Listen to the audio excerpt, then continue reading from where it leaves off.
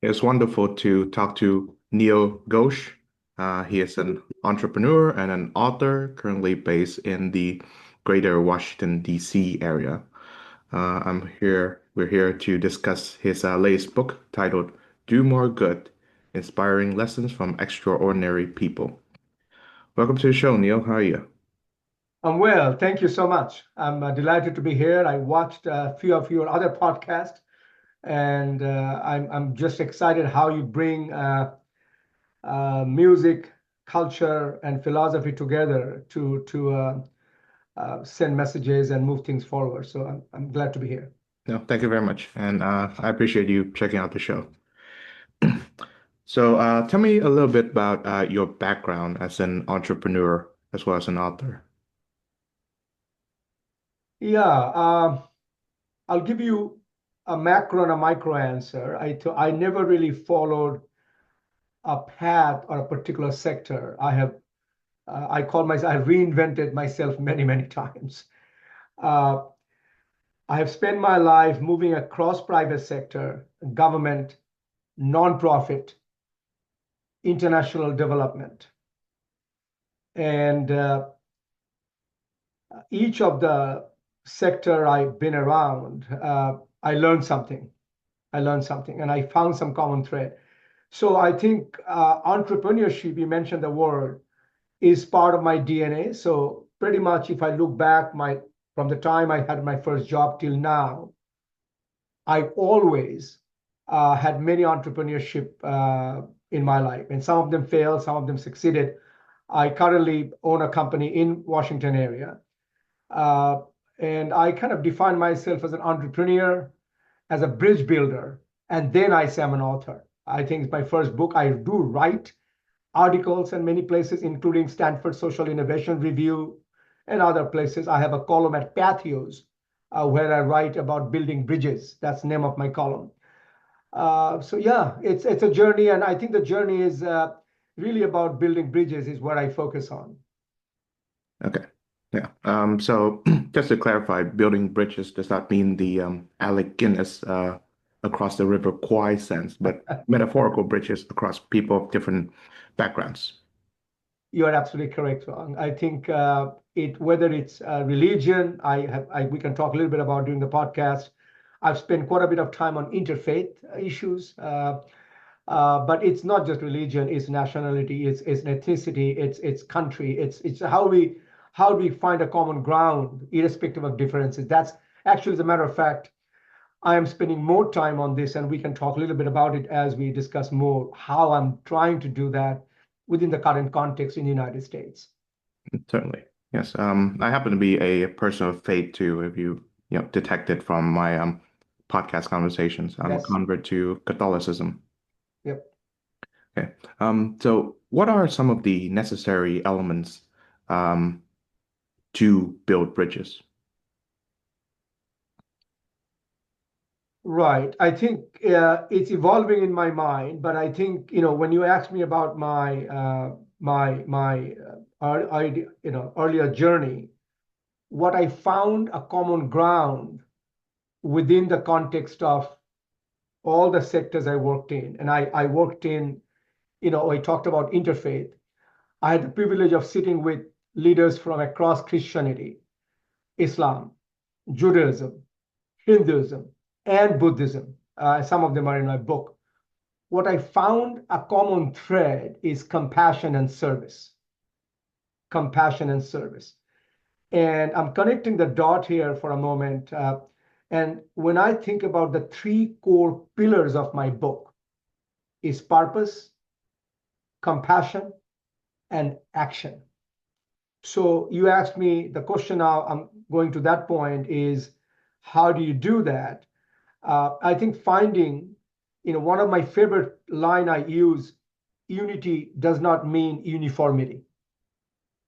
And I'll give you my recent examples as because of the book, I'm talking to a lot of people. Some of them are evangelical Christian. Some of them are religious scholar in Islam. One person I recently talked to, he actually translated Quran in English in the United States.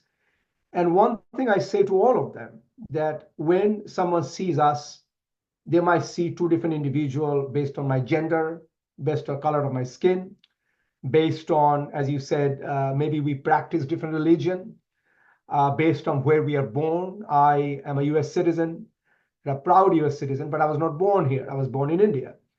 But then I asked them if they do a rigorous research about our day-to-day life, I guarantee they will find both of us love our family. Both of us love our country. So I think what I really focus on that unity does not mean uniformity. It's just a shared commitment to common good. So that's my focus. That's my focus. I understand. Right. So tell me more about the site Patios. I was introduced to it by you, and I got a chance to look at it earlier today. So it's wonderful. I find their mission statement to be very necessary. Right. I also am newbie on that. I just joined them less than a year, I think, and I'm trying. When they asked me what do you want to write about, I decided the title on building bridges, and I said, okay, let me make that a macro format of building bridges and see what we can bring under that. And I'll give you a couple of examples. So one of the piece, of course, it is faith oriented. So I try to make sure there's some faith element to it. But sometimes it's faith is a very macro, but there are many elements in it. I'll give you two specific examples just to make a point. Uh, Several months ago, a little more than several months, almost 6 months ago, I spoke with a former leader of the, I would say, hate group, in a lack of a better word. And he and I had a heart-to-heart chat, and it was great to understand how the hate came to his mind in the first place, right? And how he was able to address what was inside him, so much anger, and how he transformed and realized that it was a mistake. So now he's spending a lot of time working with young people to take them out of the hate group, right? I also spoke with the mother of a young lady. I have a feeling a lot of people outside the US may know about her because uh, our former President Biden spoke a lot about this individual who was killed in Charlottesville. There was a white supremacist rally where a car crashed into her and she died. I spoke with her mother to understand what does it like to be her mother and how she was able to handle the death of her daughter and what was it about. And I wrote about that, and my article on that one was how to teach kids to reject hate. So I asked this to individual, what are their ideas as we are talking to younger people today so they reject hate at the baseline. So that's just one example of an article at Pathos. But I also write about my uh, trip with my son where I traveled in India and I deliberately took him to Senegal, to mosque, to temples, to where Buddhism started, where Buddha actually gave his first sermon, where the leader of the Sikh religion, Guru Nanak, stayed at a place. So I took him there to explain and understand, both to understand and both to uh, uh, share the understanding between each other. The one I just started talking to you at the first place, the common bond about humanity, about service. If you look at each of the religion I just talked about, service is a key fundamental element of all of them. And we miss it when we miss it because we interpret the interpretation by many leaders sometimes is because of self-interest. Their interpretation is to divide us. And I'm kind of going back to the basic. Let's look what the religions talked about the service, about giving, about doing more good in almost all the religion. So I think I focus a lot on those topics at Pathos. I was in Brazil, and when I travel, one of the things I'm trying to do now, every time I go somewhere, I was in Argentina, Peru, and Brazil, and I deliberately try to meet the religious head of a mosque. So I went to Rio and knocked the door of a mosque and spent quite a bit of time with it's a only one mosque, I think, in Rio. And I spent time with him to understand what he's feeling. And I shared those information at my column at Pathos. Okay, that's wonderful. Yeah, and I believe I should mention that the name of the woman who was killed in the Charlottesville rally, Heather Heyer was her name. Heather Heyer, yep. Yeah, that was a such a tragic and horrific death. Yep. Which brings me to my question of the common, yeah, what is the common theme that you find in profiling these individuals in terms of confronting injustice? How do these individuals that you feature in the book confront injustice? Right. Let's take a step back before I answer that. What motivated to write the book? Maybe that there will be a Yes. final link. I think the motivation was, as I was very honest with you, and I try to be honest in my introduction, that I never really thought about writing a book. It's not something, it was on my mind.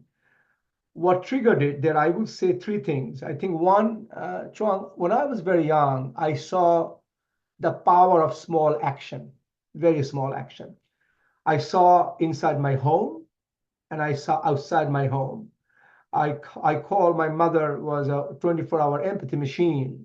And so it kind of ingrained in me how she operated without ever looking at whether the receiver, how they are behaving. So she kind of gave empathy irrespective of the recipient's creed, whatever position they may have.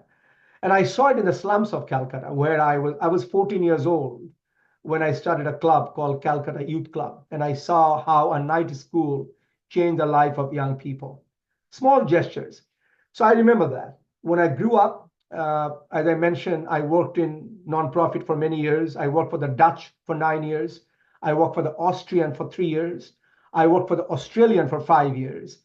And of course, I worked for US organization as well. And I traveled. When I traveled, what I realized kind of revalidated what my childhood belief was, that small action can create huge impact. So that stayed with me. So that's number two. Number three was a lot of people ask me, what can I do? And I truly believe that almost all of us, I'm sure there are some exceptions, we want to do something good for others. It's just by human nature. But most of us either don't have the time, don't know how, or most likely are overwhelmed with so much to do. So we don't do anything. That's just a general human nature. So I said, can I do something about this issue?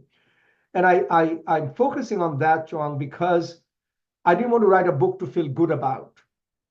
I didn't want to write a book to make money. I didn't want to write a book to increase my business. That was none of the motivation was. So after each chapter, I created a section. I listed organizations right now for mostly US, but as I write more, I'm going to include more organizations internationally. So people can take action. There are organizations about volunteerism. There are organizations about climate change, about child trafficking, about hunger, whatever issue you and I care for is listed out there. So that was a motivation. And I said, well, let me write a book about action. Yes, it's about empathy, is about purpose, but must be about action.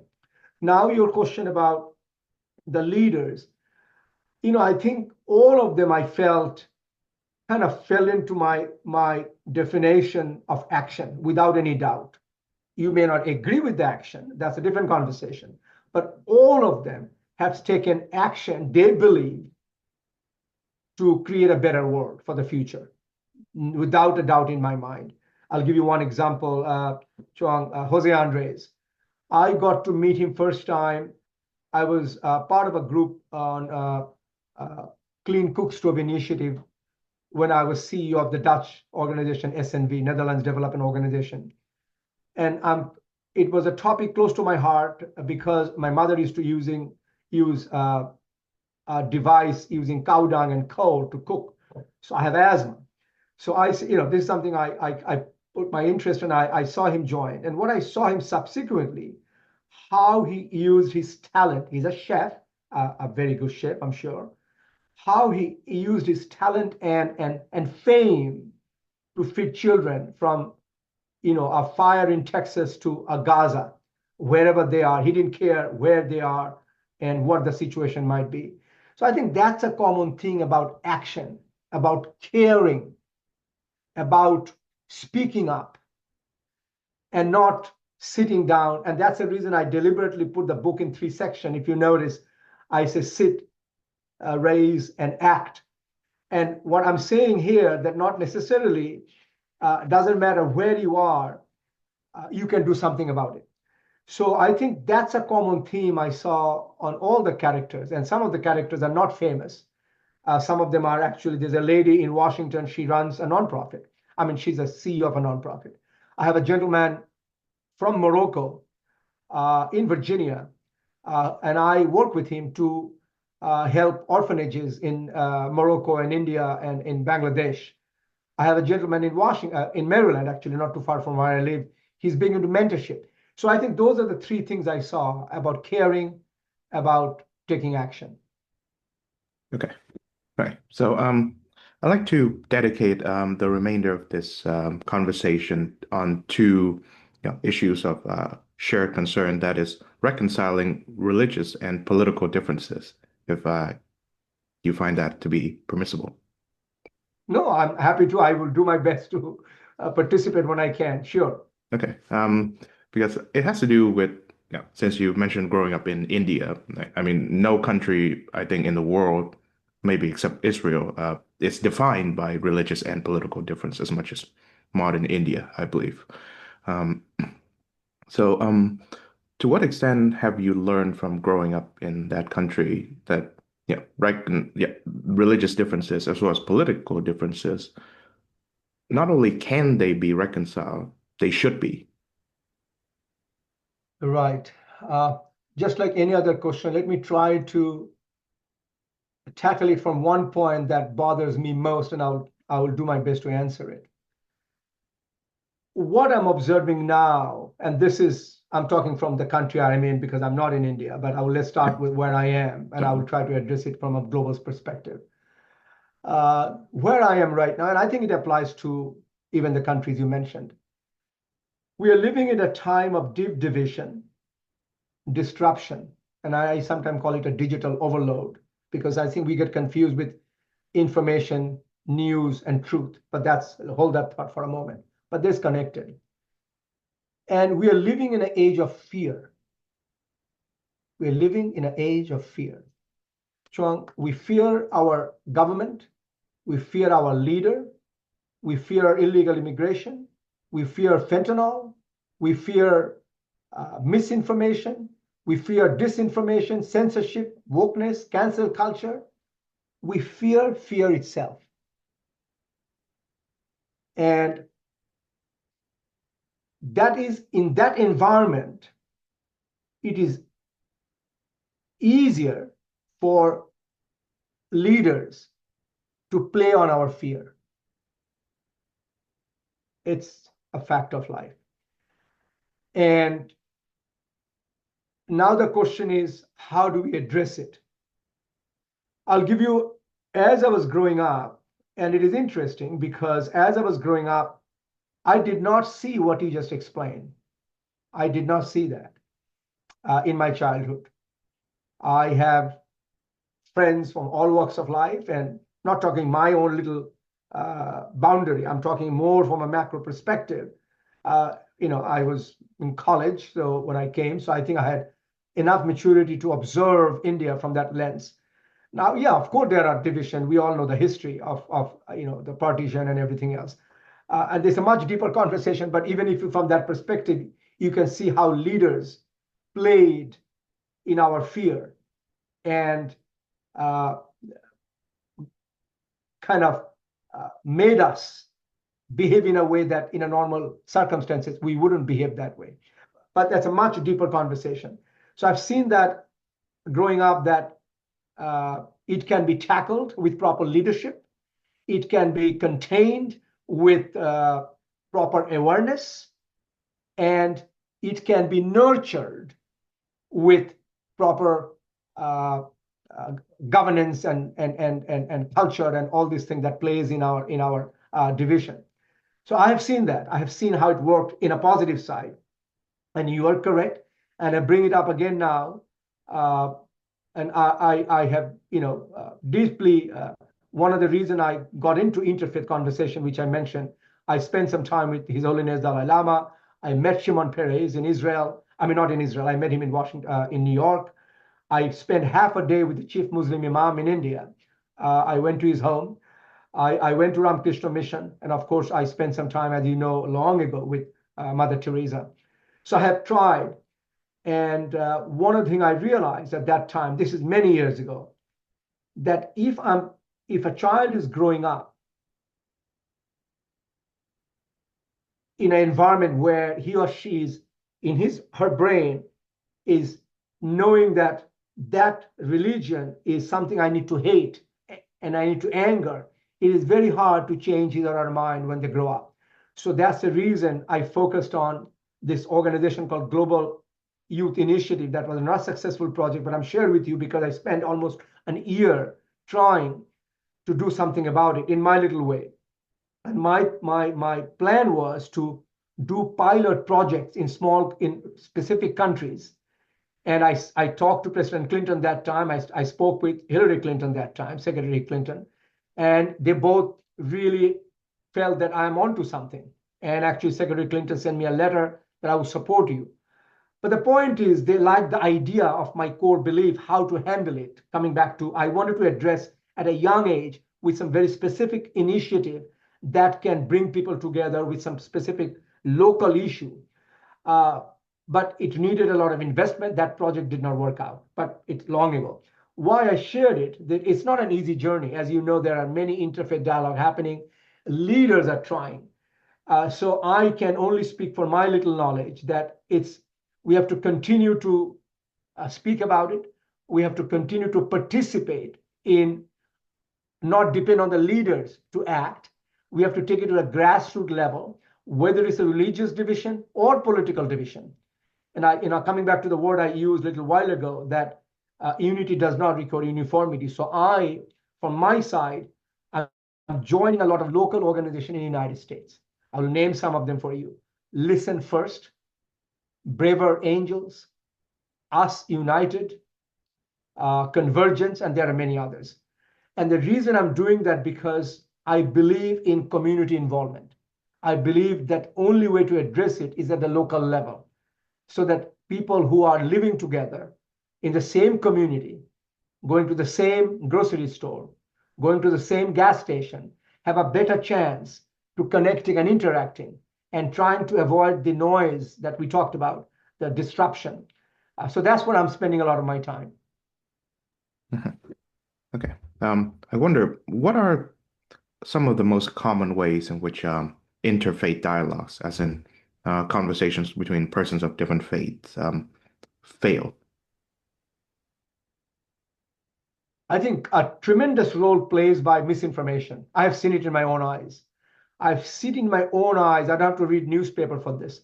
I've seen where a group of people got an information in the city I grew up and got angry. At that time, there was no internet. There was no social media, right? Uh, if you fast forward the conversation, the role social media played in Myanmar against the Rohingyas, if you fast forward it, because that social media played a terrible role in creating that violence. So I think we have to tackle that, and that's the reason. If you ask, if you point one thing, I would say misinformation, and I am doing what I can to really spend some time. How do we get out of this misinformation? How do we get real information and not, I guide my friends to go. There are now some websites to check the truth, fact finding. There's a non-profit organization. So I encourage people who are really care about truth, that they support journalism, they support organizations that are trying their best in this era of so much misinformation. Information, it's to find truth cost money. Information doesn't cost money. I can just send anything out with free. So that's the reason it's so much information out there that truth costs money. So I'm encouraging people to find ways that they are part of the solution to spread truthful information. Certainly, yes. I'm here in Europe, and there's a lot of tensions going on in certain circles regarding the influx of immigration from Muslim countries, and Yep. I can tell that um, the most common reason, or the most frequent time, or the most time being spent within like interfaith dialogue is you trying to correct the other person's his misunderstanding about your religion. I think like 50, 60% of the time. It's I say the Christians is trying to correct the Muslim on his misunderstanding regarding the Christian faith and the Muslim doing vice versa. So how can we better understand the religion that is not ours? Right. In a broad thing like this, I see a five-part framework, and I'll try again to. These are all difficult questions. I put a five-part framework because obviously my little role. I recently joined a radio show in Harlem, New York. This guy is just amazing. He's based in New York, in Harlem, and name of his show is "What's in Your Hand." What's in your hand? It really, really spoke to me because obviously I can only change what's in my hand, right? So coming back to your question, I in my five-frame framework, I kind of talk about the role. First of all, we have to acknowledge. We're to talk elephants in the room, whatever the acknowledgement is, right? I mean, whatever the case, we have to acknowledge certain things clearly without getting a fear of repercussion or other things. I'll give you an example of acknowledgement so it's not vague. So in the acknowledgement section, I talk about democracy. And I tell people that most of us are very fortunate to be born in a democratic society. Not all, most of us. And I've been to countries which are living under a non-democratic society. So I tell them, take citizenship seriously, take democracy seriously. It's a messy, it's slow, but it's the only form of government that allows people like Neil and Chong to have a voice. Okay, so I talk about acknowledgement a lot in many shape or form. Number one. Number two, I talk about role of government. There is there, no question about it. I talk about role of business. I recently wrote an article at Fast Company on the role of business in this environment. That's a conversation we can have another time. I talk about all citizens. And Chuang, I deliberately talk about immigrants as a separate notion. And let me explain why I say that. This is a touchy subject. I kept quiet for a long time, but now I'm speaking out. I see I have a little higher responsibility than just a normal US citizen because I came here as an adult. I was 22 years old. And what I mean by that, and it's particularly true for Europe, as you know, I travel in Europe quite a bit. I worked for the Dutch for 9 years, I worked for the Austrian for 3 years, and I've been around. And I saw what I saw. I saw the car of going towards a particular place, and I will explain what I mean by that, of the division you just talked about. So coming back to my point of role of immigrants, I see we have a multiple role. We have a role to learn the language, no matter where we are moving into the country. We have to learn the language. If we decide to go to another country and decide to call that our home, we have a responsibility to speak the language. No question about it. And I know there will be pushback on my thought process, but that's what I strongly believe, and I can give you the reasoning for that. Number two, we have a responsibility to integrate and assimilate in the society, not sacrificing my culture and my history at all, but we have to play the dual role of understanding, assimilating, and integrating. Number three, we have to follow the local laws, not bring the laws and our belief system of a law in a country we are moving to. We can't do that. We must not do that. And we have a responsibility to know the neighbors. They may look different. They may speak the different language. They may follow different religion. We cannot live in our little vacuum because that is hurting the entire immigration community across the world. So I see the five I mentioned: government, private sector, business, I see the role of self. And if the self is an immigrant, I see a double role of that individual to play a huge part as of now. And I can give you one more example of that. Let's break it down to what I call GEMS, GEMSS. G stands for getting engaged, which I just talked about, being an engaged citizen. Take it seriously. I'm not just talking about voting. I'm talking about engaging in many shape or form. Then I talk about E, as gem is a precious stone. I think it's a precious stone. E, I call it empowerment. Empower others. Empower others. Mentor others. M, I call it microphilanthropy. And when I say microphilanthropy, it's not about money. It's about giving your time. It's about listening to others' voice. It can be many ways I can define microphilanthropy. We can discuss that. So that's GEM, and there's two S remaining. The S, my first S stands for showing up. You have to show up for your neighbors. We have to show up for each other. And the last S I talk about is starting small. We're not going to change all the things we are facing. Start small as it can be, sponsor a child. Volunteer in an organization that is working for free speech or saving democracy or working on press freedom. So we have to take responsibility. We have to take action in our own hand. So that's what I'm talking about in this book. Wonderful. Okay. Yeah. I should say that in regards to immigration, I agree with all of that. So no pushback on my end. I'm trying to do, or I'm doing in the process of doing what, yeah, you have prescribed to me. I'm learning Hungarian, I'm adhering to the local laws, and I'm getting to know Hungarian, culture and history as we speak. Wonderful. I was there last year. I haven't done my piece yet on that one. I visited the one of the museum, called it the House of Torture, if I remember correctly. House of Terror. Yeah. House of Terror, sorry, Yeah. House of Terror. And I interviewed the director there. So I'm supposed to write about it. I haven't had a chance to write about it, which I will. Actually, that will be one of my pieces at Patheos. Maybe Wonderful. I'll discuss with you before I write it. Okay. Yeah. Happy to tell you what I think about it. Okay. Or we can write jointly. Who knows? Certainly, I'm open to that invitation. Okay.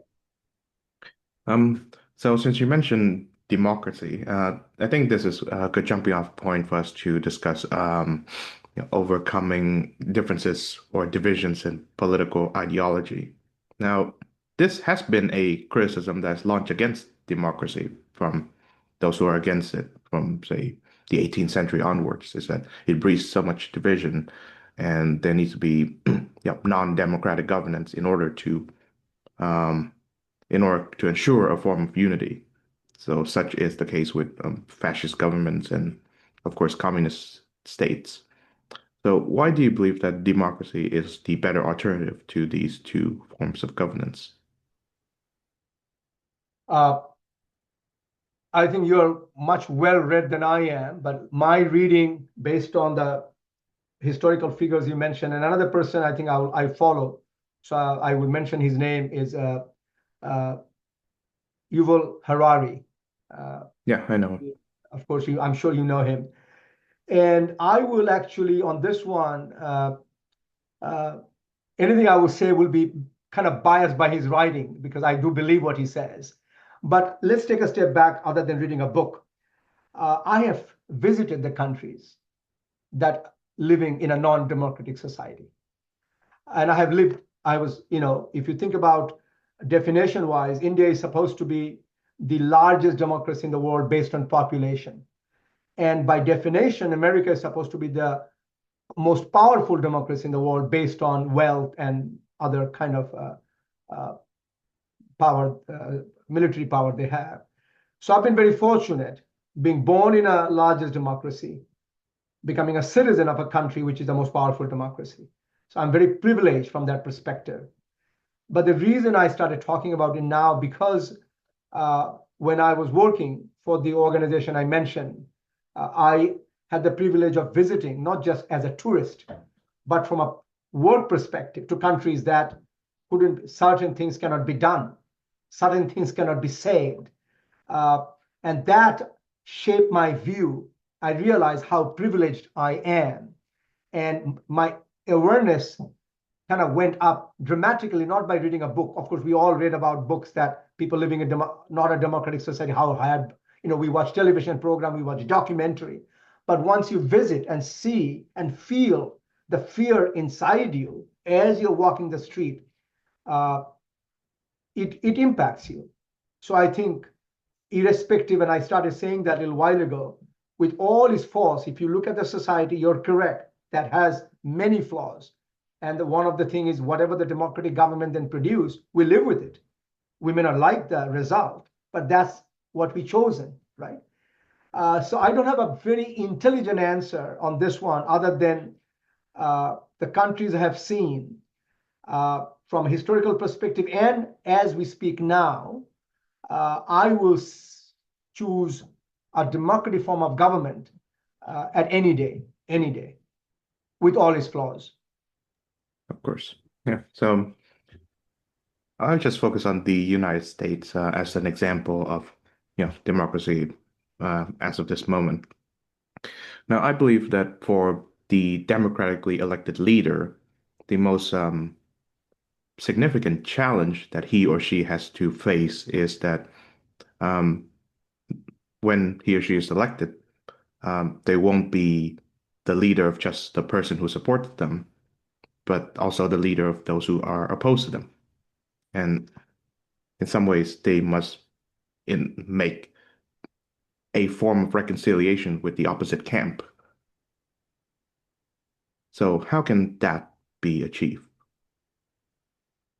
There is some fundamental shift. And again, this is not just about United States of America. I think I'll give you something very simple example. As I growing up, my father was somewhat in politics in India. So I saw good people. And one thing I realized at that time, that agree or disagree with a particular view of politics, the environment has dramatically changed to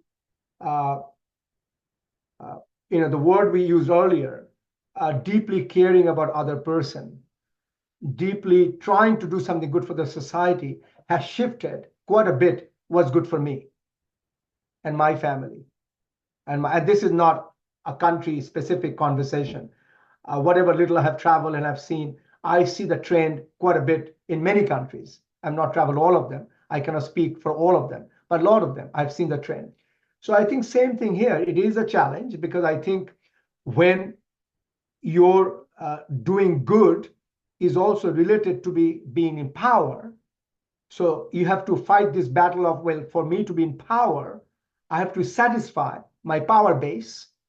And then only I can do good, because when I'm not in power, I don't have the ability to do a lot of good. So that's a trigger point. But I think fundamentally, I would say that the leaders have, and from both parties, and I'm being honest with you, I think both parties lost in touch with America. I'll give you a couple of data points for you to think about. I was recently reading some statistics. Actually, I just posted something just today, a letter. I don't know this guy. I saw the letter yesterday, and it's heart-wrenching. I don't know his political belief system. He talked about, in every respect, just by looking at the publication that published in his local newspaper, he's a good man, raising two little daughters, a partner, working very hard to have a good life, but he's struggling. So if you look at some data, and you will see that almost 46 to 50% of Americans are dependent on some kind of a food help from the government. A lot of my friends don't even believe when I say this to them. They're like, you must be making this up. I said, no, I'm not making it up. Google it, you'll find it. So that brings back to my conversation you just asked me. If you look at the posting I did today, I put some statistics from Pew Research, from many different sources. And the point I was trying to make, exactly what you said, that we have to understand there's a vast number of people. They are not worrying about politics. They just want to have food on the table. They want to raise their kids. They want to make sure they live a proper life for their children. But they are forced to choose and on politics. And you may disagree or agree on their choice. But the fundamental reason is very different. And I will say both parties have failed to understand their need and do something about their need.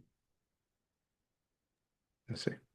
Yeah. Well, I'm a non-partisan, so I certainly agree with both of that. Um, Now, the challenge on the flip side, I believe, is of the democratic citizen or the citizen within the democratic country. And the most significant challenge that he or she has to overcome is this sense of despair that there's nothing I can do, or you know, the oft-quoted phrase is the system is broken. Yep. And of course, it depends on which party you belong to. You can cite different reasons why it's broken, Sure. but the consensus seems to be Yep. the sense of despair. So how can that be overcome? Right. So I will. One other thing I say on this particular issue is every day I get up, and this is, I'm speaking for a lot of my friends and colleagues that I talk to, and they're from both sides, as you rightly said. There is a tremendous sense of helplessness and frustration and anger and fear. I think I use the word fear many, many times. So I say to them that we all have a choice to react, to live a reactive life or a proactive life. I choose to live a proactive life. I cannot live a reactive life. Then the question is how? And it's not a simple answer. I do speaking. So one of my speaking engagement, a lot of audience asked me what you just asked me, that, what do we do? And I'm going back to them, you know, it's very easy to feel overwhelmed, and we're all in a different situation. Is a full-time job or a part-time job or running a business or working for government. So we have limited time. We have other things to worry about than society as large. So I'm keep saying back to what I told you a little while ago, not doing anything is not an option. Not doing anything at all is absolutely not an option. So you have to pick, even if you spend your $10, or there's an app I recommend to phone called 5 Calls. It allows you to reach 5 of your senators or congressmen and women to share your view instead of just making phone calls and writing letters, which takes time. Do something. Do something. So I am in this call to do something journey. So I cannot take away what you said. It is overwhelming. It is depressing sometimes, but not doing anything is not an option. Is not an option. Okay. Now, I'd like to mention the some of the fake political figures that you've cited in the book. So Bill Clinton, Hillary Clinton, and Ross Perot. Uh, I should mention too Shimon Peres of Israel. So how do they exemplify public service? Uh, I deliberately, for all the 4 person you mentioned, uh, in Ross Perot, I deliberately talked about his childhood, which I did not do for Shimon Peres or Clinton's that much, because it's a lot more knowledge, public knowledge is available about those. Ross Perot, I did because I think he shaped his value system just like it did mine. He had not a luxury childhood, and he shaped a value system of goodness and humanity. That really shaped his belief that human beings are good. Working hard, being honest, and being authentic was kind of his pillar, if I may, right? Uh, I think, and he has done remarkable job in terms of his business, and of course tried to change I think one of the most uh, charismatic figure from a non, not for either major party that was able to attract a tremendous amount of attention from people because of those service that I talked about. If you think about Shimon Peres, what other than many things he has done, uh, I focused on the ability and the importance of accepting that my earlier belief may be wrong. And so I think I selected him because I felt he kind of understood, although he was an architect of the military power that Israel today has, he understands that war is not always a solution, that the importance of peace and negotiation. So I thought that is something so important in today's days to highlight. And I think that to me was not just his work on other areas of governance. I kind of focused on that as my lesson. Clinton, coming back to again, there's enough literature and conversation available about him. I focused on his ability. If you look at the legislation during his time, he worked miraculously to build bridges and get legislation forward. And I have spoken with people who are in completely opposite political party, but they respected him because of that, his ability to build bridges. I chose Hillary Clinton, and I talked about uh, it is not an easy job in the context of the United States to run for the highest office, right? And she did, and she made some hard choices. There is always already some things working against you, and misinformation also, tremendous amount of misinformation against her. And I salute her to able to take that because she did believe in doing good. As I said, and I have John McCain, who's a Republican, who I also like you, a very nonpartisan person, and I try my best to be that. Uh, and I also mentioned in my introduction that all of these people in the book have flaws, some maybe more than others, but that was not my job to work on that. I selected this individual based on the fact that I worked with or I interacted with them. That was one criteria. And the other criteria was that have I learned something from them? Are there something that others can learn and get inspired and follow their footsteps? So those are the reason of selecting the four individual you mentioned. I found certain things that I felt in today's context is important for us to understand and try our best to carry on. Yes. I should highlight Senator McCain a little bit because I'm from Vietnam, and he went there and he was imprisoned in a Hanoi prison, the Hanoi Hilton or Hoa Lo prison, and he came out of it alive. And years later, when he became senator, he urged for normalization of relations between the United States and Vietnam. So that's another example of bridge building. And he reject the notion of vengeance. It is so important now, John. He reject the vengeance. It still gives me a goosebump. I will never forget. I was watching this is of course I watched on television. There was a lady when he was running for the highest office, mentioned some derogatory comment about at that time Senator Obama, and it was live. And McCain immediately took the microphone from her and said something along the line, "No, ma'am, he is a good man." That moment in American history, and there are many, many others, still gives me goosebumps. That's what America is about. And it's very sad that we are losing that, what I call real patriotism. Now, since you mentioned the topic of this aversion to vengeance, another great figure that you've profiled in the book is the Dalai Lama. Um, you know, the history of Tibet in relations to China is a tragic and horrific one. But when I saw the Dalai Lama, well, he certainly cares very much about the fate of Tibet. but he shows little to no resentment towards the Chinese authorities. So, what do you believe is the reason or the character virtue that motivates him to let go of resentment? I think that's what I call superpower. Everybody has a different version of superpower. I see that as a superpower. Even I don't have that. I have to be honest with you. So I'm not even, I don't know if I ever reach that stage.